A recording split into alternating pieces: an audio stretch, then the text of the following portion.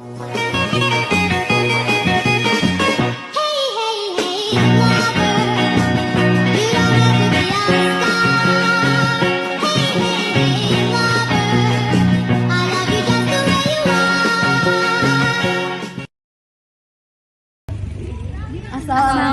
warahmatullahi wabarakatuh.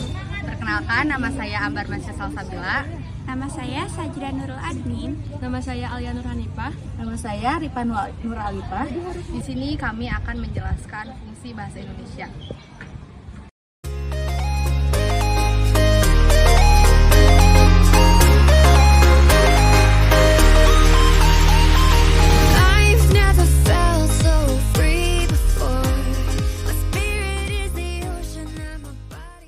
Fungsi bahasa Indonesia yang pertama sebagai lambang kebanggaan nasional memiliki arti yang mendalam bagi masyarakat Indonesia. Berikut adalah beberapa aspek yang menjelaskan makna kebanggaan nasional. Yang pertama, simbol identitas bangsa. Yang kedua, kesatuan dalam keberagaman. Yang ketiga, warisan sejarah dan budaya. Yang keempat, pengakuan internasional. Yang kelima, pemersatu generasi.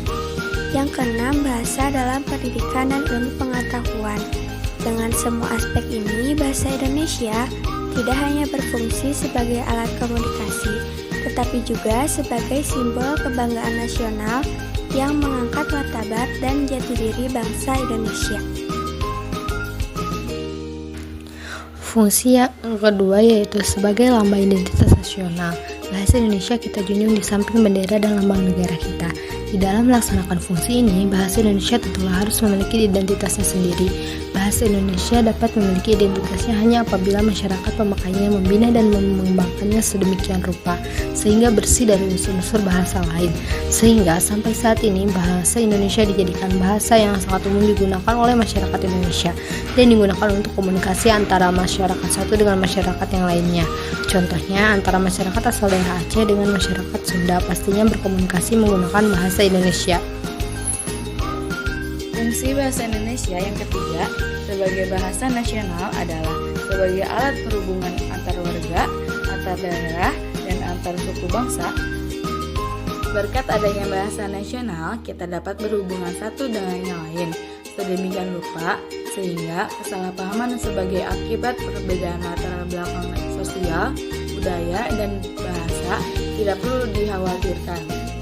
Kita dapat pergi ke pelosok yang satu, ke pelosok yang lain di tanah air kita dengan hanya memanfaatkan bahasa Indonesia sebagai satu-satunya alat komunikasi. Fungsi bahasa Indonesia yang keempat dalam kedudukannya sebagai bahasa nasional adalah sebagai alat yang memungkinkan terlaksananya penyatuan berbagai suku bangsa yang memiliki latar belakang sosial budaya, dan bahasa yang berbeda-beda di dalam satu kesatuan kebangsaan yang bulat. Dalam hubungan ini, bahasa Indonesia memungkinkan berbagai suku bangsa itu mencapai keserasian hidup sebagai bangsa yang bersatu dengan tidak perlu meninggalkan identitas kesukuan dan setia pada nilai-nilai sosial budaya serta latar belakang bahasa daerah yang bersangkutan. Lebih dari itu, dengan bahasa nasional, kita dapat meletakkan kepentingan nasional jauh di atas kepentingan daerah atau golongan. Terima kasih dari kami. Mohon maaf apabila ada kesalahan. Assalamualaikum warahmatullahi wabarakatuh. Kami akan